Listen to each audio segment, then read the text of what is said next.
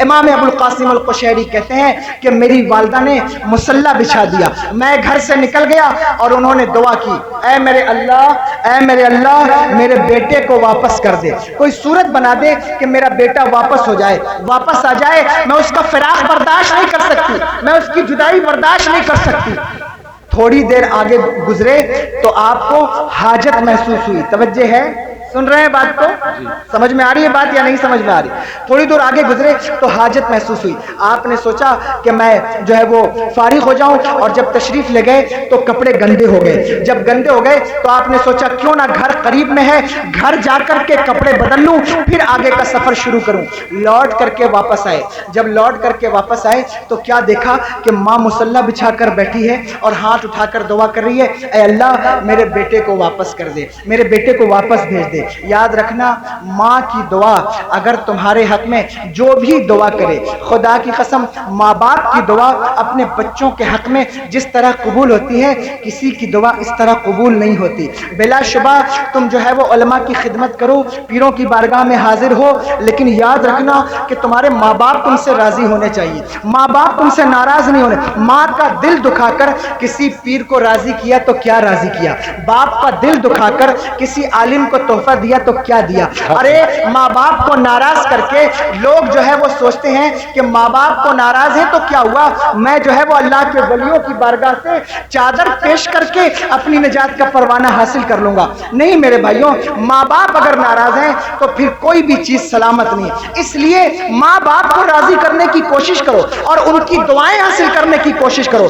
ماں جو دعا کر دے، اگر وہ دعا کر دے تو خدا کی قسم اللہ تبارک و تعالی تقدیر کا لکھا بدل دیتا ہے۔ حضرت موسیٰ علیہ السلام کا واقعہ آپ نے نہیں سنا؟ حضرت موسیٰ علیہ السلام نے اللہ سے کہا تھا، اے میرے مالک جنت میں میرا پڑوسی کون ہے، جنت میں میرے ساتھ کون رہے گا؟ اللہ تبارک و تعالیٰ نے ارشاد فرمایا، اے موسیٰ وہ جو فلاں شہر کا قصائی ہے نا وہ تیرے ساتھ جنت میں رہے گا۔ حضرت موسیٰ علیہ السلام کہتے ہیں، میرے مالک ایک قصائی میرے ساتھ جنت میں رہے گا، بات سمجھ میں نہیں آتی، میں تیرا نبی ہوں اور جو ہے وہ میرے ساتھ کوئی ولی رہتا یا کوئی نبی رہتا، تو کہتا ہے کہ فلاں قصائی تیرے ساتھ جنت میں رہے گا۔ اللہ نے کہا موسیٰ جاؤ اس شہر کا سفر کرو۔ حضرت موسیٰ علیہ السلام تشریف لائے تو دیکھا کہ وہ قصائی گوشت کاٹ رہا ہے، آپ اس کے پاس آئے اور سوچا کہ ہو سکتا ہے بہت عبادت گزار ہوگا، بڑا ریاضت کرنے والا ہوگا، مجاہدہ کرنے والا ہوگا۔ اس کے پاس آئے اور آ کر کے کہا کہ میں تمہارا مہمان بننا چاہتا ہوں۔ وہ نہیں پہچانتا تھا کہ یہ حضرت جناب موسیٰ علیہ السلام ہے۔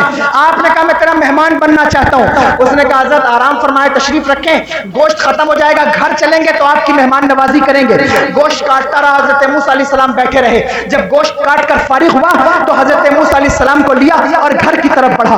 جب گھر آیا تو حضرت موسیٰ علیہ السلام کے لیے اس نے کھانا بنایا اور کھانا بنا کر کے حضرت کو پیش کیا۔ حضرت موسیٰ علیہ السلام نے کہا تو نہیں کھاتا؟ کہا نہیں میں ابھی نہیں کھاتا۔ ایک پلیٹ میں کھانا لیا اور ایک کمرے میں داخل ہو گیا، اندر گیا۔ حضرت موسیٰ علیہ السلام اٹھ کر دیکھنے لگے، ایک بوڑھی عورت ہے جو چارپائی پر لیٹی ہوئی، توجہ کرنا، لیٹی ہوئی ہے۔ اس نے اپنے منہ میں کھانا ڈالا، اسے چبایا اور چبا کر کے اس بوڑھی عورت کے منہ میں ڈالا، اور اس بوڑھی عورت نے کھانا کھایا تو اس نے اس کا منہ صاف کیا، پانی پلایا، اور جب اٹھنے لگا تو اس بوڑھی عورت کی زبان سے کچھ کلمے نکلے، لیکن حضرت موسیٰ علیہ السلام اس کلمے کو سمجھ نہ سکے کہ بڑھیا نے کیا جملہ کہا ہے، اس بوڑھی ماں نے کیا بات کہی ہے۔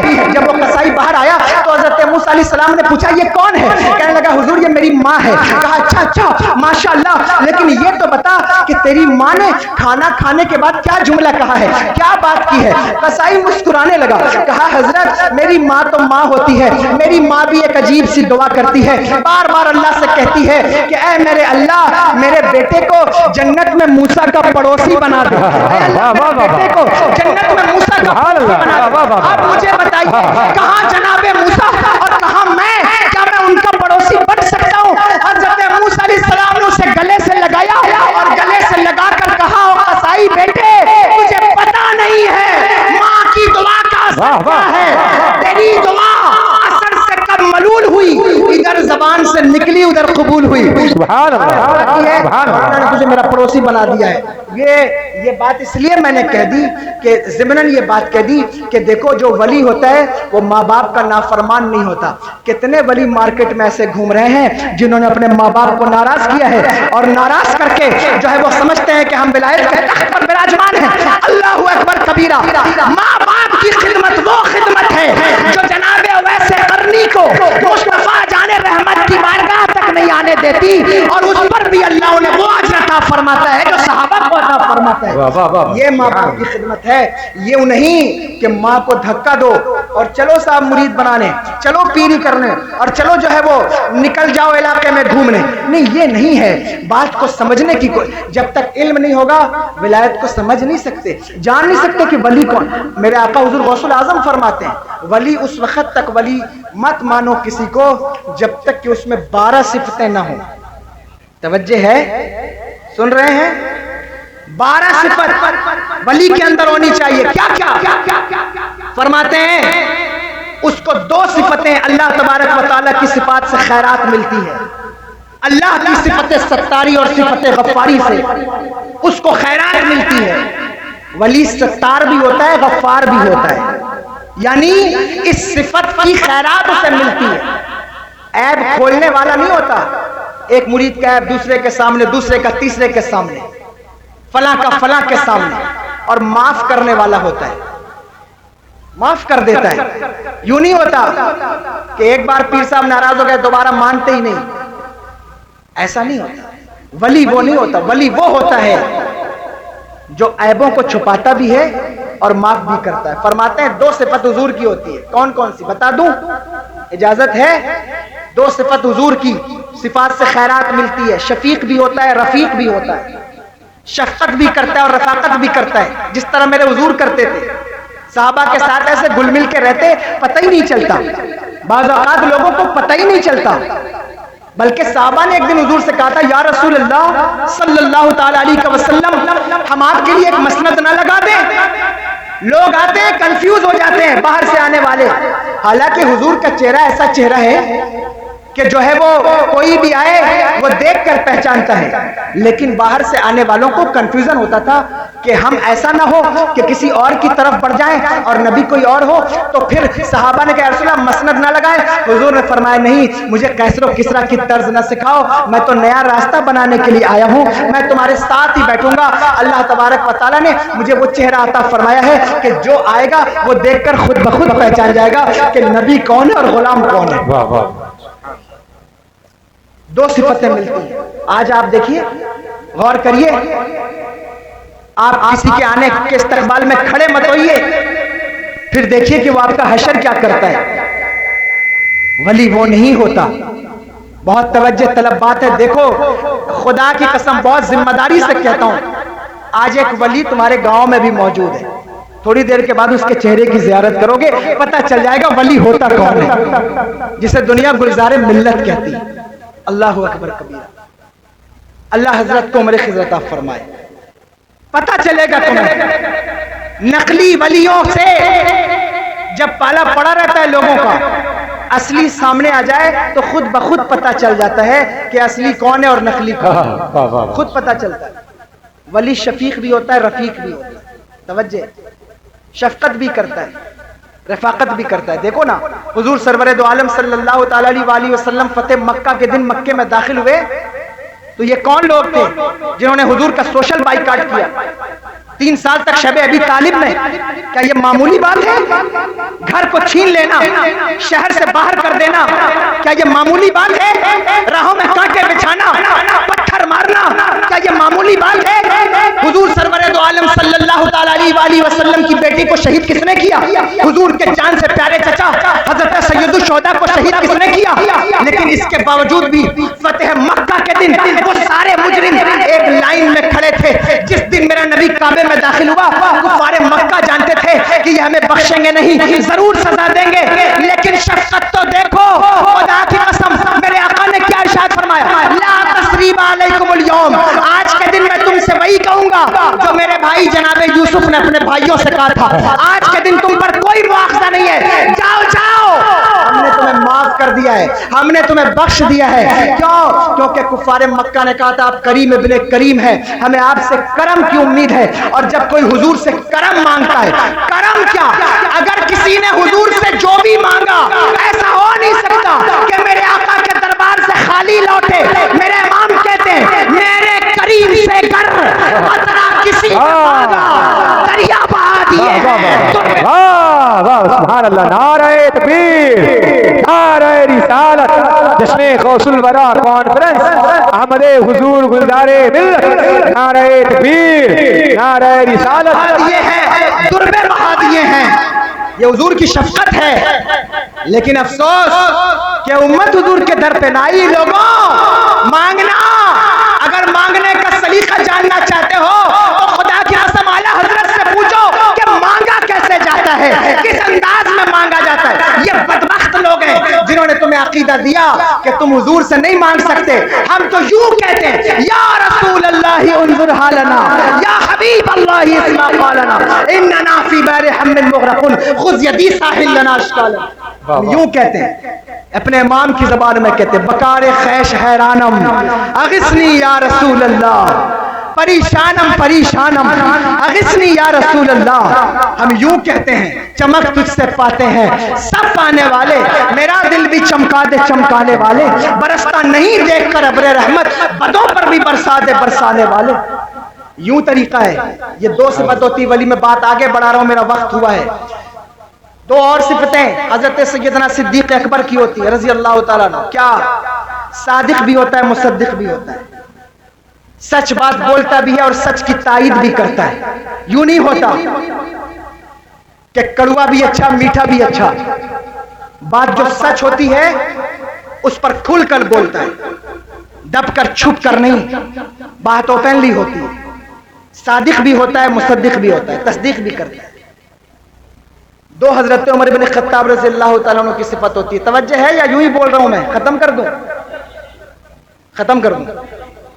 کتنے لوگ سننا چاہ رہے ہیں؟ اور تھوڑی دیر اجازت ہے. دو صفت حضرت عمر بن خطاب رضی اللہ تعالیٰ عنہ کی ہوتی ہے. امر بالمعروف کرتا ہے، نہی عن المنکر کرتا ہے، بھلائی کی دعوت دیتا ہے، برائی سے روکتا ہے، اور یہ سلسلہ جاری رہتا ہے مرتے دم تک. حضرت عمر بن خطاب رضی اللہ تعالیٰ عنہ کی تاریخ چل رہی ہے. ایک محرم کو آپ کی شہادت کی تاریخ ہے. یہ کل دن گزرا ہے جب آپ کو تیر لگا، آپ کو حملہ کیا گیا، شہادت کے لیے زخمی ہوئے. اور اس کیفیت میں ایک صاحب آئے جن کی تہبند ٹخنوں سے نیچے تھی. آ کر کہنے لگے عمر کیا حال ہے؟ کہا میرا حال چھوڑ، یہ بتا تیرا کیا حال ہے، اپنا حال دیکھ. کہا حضور کیا بات ہے؟ کہا تیری تہبند ٹخنوں سے نیچے ہے، اس کو اوپر کر. اور یہ بھی کہتا ہوں سنیوں، حد سے زیادہ اوپر بھی مت کرنا. ہر چیز کی ایک حد ہوتی ہے، ہر چیز کی حد ہوتی ہے. پنڈلیاں نہ دکھانے لگ جانا. ٹخنوں سے اوپر کرنے کا حکم ہے، پنڈلیوں سے اوپر کرنے کا حکم نہیں ہے. اس لیے ٹخنوں سے اوپر رکھا کرو. خیر تمہیں تو اس بات سے لینا کیا ہے؟ تمہیں تو تمہارا جنس کا پینٹ مبارک ہے. ٹخنا کیا چھپاؤ گے، کیا دکھاؤ گے؟ یہاں تو ساری چیزیں ہی انسان کو دکھ جاتی ہیں. رکوع میں جانے کی دیر ہے، سجدے میں چلا جائے تو پیچھے والے کی نماز خراب ہو جائے. یہ حال ہے ہمارے نوجوانوں کا. میرے بھائیوں اپنے لباس کی فکر کرو. اولیاء کی محفل میں بیٹھے ہو، ذرا توجہ کرو، برا مت ماننا میری بات پر. اگر ہم نے بھی اصلاح چھوڑ دی تو پھر اصلاح کرے گا کون؟ توجہ کرو اپنے لباس پر. دیکھو کہ تم کیا کر رہے ہو. کلیکٹر کی بارگاہ میں جانے کے لیے اچھا لباس ہے، ولیمے کے لیے اچھا لباس ہے، لیکن نماز پڑھنے کے لیے اچھا لباس نہیں ہے. تم نے اس کا انتخاب نہیں کیا. جو مرضی آئے پہن کے پڑھ لو، جہاں جی چاہے پڑھ لو، جس طرح من کرے اس طرح پڑھ لو. توجہ کرو، غور کرو علم دین پر. یہ اس وقت تک نہیں ہوگا جب تک اولیاء کی صحبتیں میسر نہیں ہوں گی، ان کی کتابوں کو نہیں پڑھو گے. اس لیے کہتا ہوں پڑھو. دو صفتیں حضرت عثمان غنی کی ہوتی ہیں. کیا؟ رات کا عبادت گزار ہوتا ہے، دن کا سخی ہوتا ہے. کنجوس اللہ کا ولی نہیں ہوتا، سخی اللہ کا ولی ہوتا ہے. جو سخی ہوتا ہے. کیسا سخی؟ بتا دوں؟ اجازت ہے؟ مدینے میں کسی کو شہد کی ضرورت پڑی.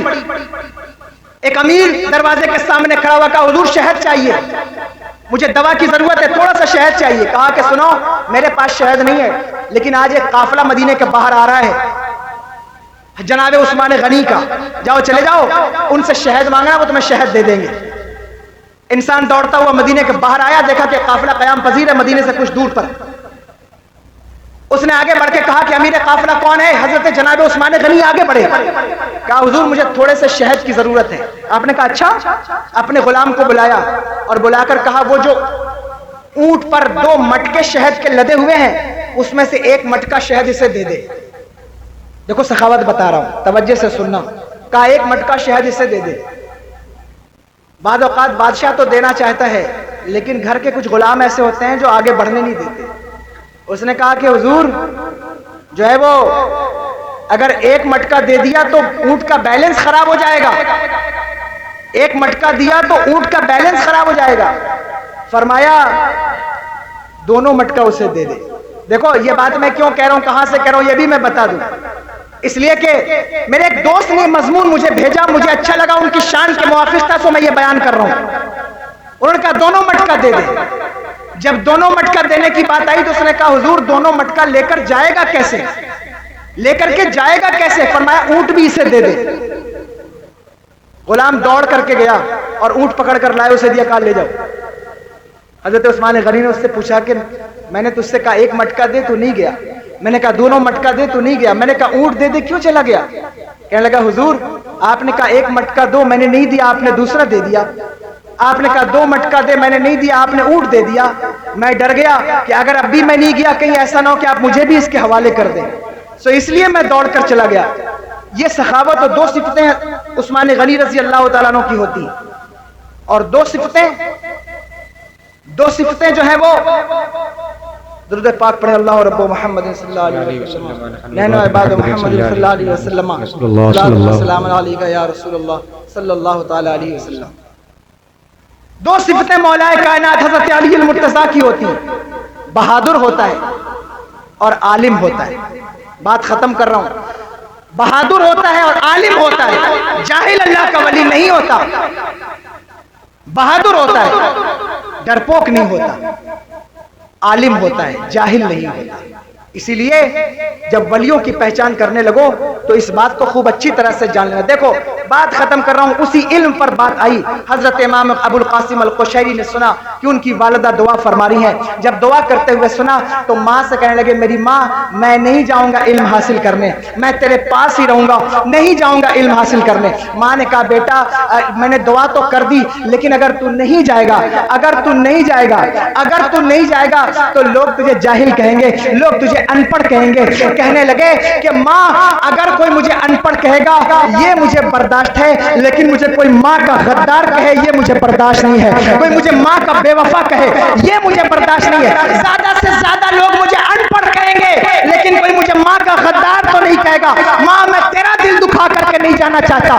جب ماں نے اتنا سنا تو ہاتھ اٹھا دیے اور کہا اے میرے مالک یہ میرا بیٹا میری محبت میں علم حاصل کرنے نہیں جا رہا ہے, تو اس کی تعلیم کا انتظام کر دے, تو اس کی تعلیم کا انتظام فرما. اللہ اکبر. اللہ تبارک و تعالی نے حضرت خضر علیہ السلام کی ڈیوٹی لگائی کہ خضر تم امام ابو القاسم کو پڑھاؤ اور پڑھاؤ اور خوب مضبوط پڑھاؤ. 3 سال تک حضرت جناب خضر علیہ السلام حضرت امام ابو القاسم القشیری کو پڑھاتے رہے. اتنا پڑھایا, اتنا پڑھایا, اتنا مضبوط پڑھایا کہ ہزاروں سے زیادہ کتابیں آپ نے لکھی, 1000 سے زائد کتابیں آپ نے لکھی. اور 1000 کتابیں لکھنے کے بعد آپ نے ایک رسالہ لکھا جس کا نام رسالہ قشیریہ ہے, جو ہر خانقاہ میں موجود ہے. حضرت مخدوم اشرف جہانگیر سمنانی پڑھتے ہیں, حضور اعلیٰ حضرت فاضل بریلوی پڑھتے ہیں, حضور مفتی اعظم ہند پڑھتے ہیں. وہ رسالہ لکھا اور آپ کو پتہ ہے کہ وہ رسالہ لکھنے کے بعد آپ نے جو 1000 کتابیں لکھی تھی آپ نے اپنے مرید کو دی اور کہا اے میرے مرید لے جا اسے دریا میں ڈال دے. بات ختم کر رہا ہوں, اس واقعے پر بات ختم ہو جائے گی اگر آپ کی توجہ ہے تو. کہا لے جاؤ اسے دریا میں ڈال دو. کہا حضور اتنی محنت سے آپ نے کتابیں لکھی ہیں, میں اس کو دریا میں ڈال دوں, آپ دریا میں ڈالنے کا حکم دیتے ہیں؟ فرمایا ہاں. لے گیا, لیکن اس کا دل بدل گیا کہ اگر میں نے دریا میں ڈال دیا یہ 1000 کتابوں کا ذخیرہ برباد ہو جائے گا, اس لیے اس نے اپنے گھر میں رکھ لیا, دریا میں نہیں ڈالا. لوٹ کر آیا تو امام ابو القاسم نے پوچھا کیا تو نے اسے دریا میں ڈال دیا؟ کہا ہاں حضور میں نے ڈال دیا. کہا کیا دیکھا؟ کہا کچھ نہیں. کہا جھوٹ مت بول, واپس جا اسے دریا میں ڈال. واپس گیا اور پھر واپس آ گیا. کہا ڈال دیا؟ کہا حضور ڈال دیا. کہا کیا دیکھا؟ کہا کچھ نہیں. کہا جھوٹ مت بول, واپس جا اور اسے دریا میں ڈال. واپس گیا, دل ہمت کر کے اس صندوق کو دریا میں ڈالا, اور جب ڈالا تو اس دریا سے 2 ہاتھ نمودار ہوئے جنہوں نے امام ابو القاسم القشیری کے की किताबों के ज़ख़ीरे को पकड़ लिया और वो उसने देखा, देखकर हैरान हो गया, वापस आया और कहने लगा हजरत ये क्या मामला है, ये क्या बात है कि 2 हाथ दरिया से नमूदार हुए और उसने आपकी किताबों को पकड़ लिया। कहा मुझसे क्यों पूछते हो, जाओ उसी दरिया वाले से पूछो। लौट करके आए और कसम देकर पूछा कि मुझे बताओ कि ये क्या मामला है। आवाज आई, मैं इमाम अबुल कासिम अल-कुशैरी की किताबों का मुहाफिज हूँ, इसकी हिफाजत इसलिए की है कि ताकि कुर्बे क़यामत में जब लोगों के पास कोई किताब मौजूद न रहे, कोई ज़ख़ीरा उम्मत के पास किताबों का मौजूद न रहेगा, फिर हजरत ईसा अलैहिस्सलाम तशरीफ लाएंगे और इस दरिया के किनारे 2 रकात नमाज पढ़कर दुआ फरमाएंगे तो इन किताबों के ज़ख़ीरे को उनके हवाले कर दिया जाएगा ताकि उम्मत में इमाम अबुल कासिम अल-कुशैरी के किताबों को तक़सीम किया जाए। इस वाक़े को अल्लामा जलालुद्दीन स्यूती ने लिखा है। पूछने वाले ने पूछा कि इतने मुसन्निफ पैदा हुए, किसी के किताब की इस तरह हिफाजत न हुई, इमाम अबुल कासिम के किताब की हिफाजत इस तरह क्यों है? जवाब आया कि इसने अपने माँ के लिए इल्म हासिल करने से रोका था। अल्लाह ने नतीजा ये दिया है कि इसके इल्म की जरूरत को आज भी बाकी रखा है और क़यामत तक बाकी रखेगा। अल्लाहु अकबर कबीरा। ये इल्म की अहमियत है औलिया की नज़र में। इसलिए मैं आपसे कहता हूँ कि औलिया को पढ़िए और देखिए कि उन्होंने इल्म पर कितनी मेहनत की है। हुजूर महबूब इलाही को देखें, हजरत बंदा नवाज गेसु दराज को देखें, हजरत बाबा फरीद को देखें, हजरत नसीरुद्दीन चिराग़ी दहलवी को देखें, हजरत यानी खानवादे मुसल्ली को देखें, खानवादे बिलग्राम को देखें। आप देखें तो सही कैसे कैसे लोग अल्लाह ने पैदा फरमाए जो इल्म की तरफ रात और दिन मेहनत करते थे, कोशिशें करते थे। लेकिन आज हम इल्म से दूर हो रहे हैं और यही वजह है कि हम औलिया अल्लाह से दूर हो रहे हैं। जैसे जैसे इल्म के करीब होंगे अल्लाह अपने वलियों की कुर्बत भी हमें अता फरमाएगा। इसलिए इल्म हासिल कीजिए, इल्म की तरफ पेशकदमी कीजिए। मेरा पैगाम यही है। अल्लाह फरमाता है या अय्युहल्लज़ीना आमनुत्तकुल्लाह वकूनू मअस-सादिक़ीन, ऐ ईमान वालों अल्लाह से डरो और सच्चों के साथ हो जाओ। सच्चों से मुराद अल्लाह के वलियों की ज़ात मुक़द्दसा है। इसलिए वलियों को तलाश कीजिए, वलियों से करीब होइए और वलियों की सोहबत इख्तियार कीजिए। आखिरी बात अर्ज़ कर रहा हूँ, सोहबत आपके लिए बहुत ज़रूरी है। अच्छे लोगों की सोहबत में रहिए, अल्लाह के वलियों की सोहबत तलाश कीजिए, उलमा की सोहबत तलाश कीजिए और इनकी सोहबत में रहिए। इंसान जैसे लोगों की सोहबत में रहता है वैसा ही हो जाता है। हज़रत शेख सादी शिराज़ी फरमाते हैं कि मैंने नहाते वक्त मिट्टी से गुलाब की खुशबू सूंघी तो मैंने मिट्टी से पूछा, मिट्टी तेरी फितरत में तो महकना नहीं है, फिर तू क्यों महक रही है? मिट्टी ने कहा, हुजूर मैं कुछ दिन गुलाब की सोहबत में रही हूँ। जो जिसकी सोहबत में रहता है उसका असर उसके ऊपर जरूर पड़ता है। अपनी सोहबतों को चेक करो, कैसे लोगों की सोहबत में बैठते हो। जानियों की सोहबत में, शराबियों की सोहबत में, ग़ीबत करने वालों की सोहबत में, ज़िना करने वालों की सोहबत में, चोरी करने वालों की सोहबत में निकलो ऐसे लोगों की सोहबत से और इमामों की सोहबत में बैठो, अइम्मा की सोहबत में बैठो, उलमा की सोहबत में बैठो। जिस दिन तुम्हें अल्लाह वालों की सोहबत नसीब हो जाएगी, खुदा की कसम तुम्हारी दुनिया भी कामयाब होगी और आखिरत भी कामयाब हो जाएगी। ये दुनिया चाहती ये है कि तुम्हें औलिया अल्लाह की सोहबत न मिले। बस तवज्जो करना, दुनिया चाहती है कि किसी तरह से तुम्हें इन पाकीज़ा सोहबतों से रोक दिया जाए। इसीलिए अजमेर मोहल्ला जाने पर फतवा, इसीलिए बगदाद मोहल्ला जाने पर फतवा, इसीलिए कचौचा मुकद्दसा जाने पर फतवा, इसीलिए बरेली शरीफ जाने पर फतवा कि कहीं ऐसा ना हो कि उम्मत मुस्लिमा को औलिया की सोहबत नसीब हो जाए, गौसे आजम की बारगाह नसीब हो जाए, गरीब नवाज की सोहबत नसीब हो जाए। मत जाओ, रोको इन्हें, मना करो, टोको, क्योंकि लोग जानते हैं कि जिस दिन अल्लाह वालों की सोहबत नसीब होती है, जिसको नसीब होती है सोहबत औलिया से, कोई महबूब इलाही बनता है, कोई नसीरुद्दीन चिराग दहली बनता है, कोई साबिर पाक बनता है, कोई मखदूम अशरफ जहांगीर समनानी बनता है। सोहबत अच्छी हो जाए तो खुदा की कसम इंसान चोर से वली बन जाता है। सोहबत खराब हो जाए, बल्कि मैं तो यूं कहूंगा कि अगर कुत्ता भी वफा के साथ औलिया की सोहबत में बैठे तो अल्लाह जन्नत अता फरमाता है, और अगर सोहबत खराब हो जाए तो नबी का बेटा भी जन्नत से महरूम हो जाता है। यह बात तवज्जो तलब है। इसलिए सोहबतों को पहचानो, इसीलिए तुम्हें रोका जा रहा है। इसीलिए कहा जाता है गौसुल आजम के रास्ते पर क्यों चलते हो, गरीब नवाज के रास्ते पर क्यों चलते हो, कुरान के रास्ते पर चलो, हदीस के नादानो, क्या गौसुल आजम का रास्ता कुरान का रास्ता नहीं? क्या गरीब नवाज का रास्ता कुरान का रास्ता नहीं? खुदा की कसम मौलाए कायनात से लेकर सिद्दीक़ अकबर से लेकर हुजूर आला हजरत तक, हुजूर मुफ्ती आज़म हिंद तक, हुजूर ताजुश शरिया तक, हुजूर गुलज़ारे मिल्लत तक, हर एक का रास्ता खुदा का रास्ता है। तेरे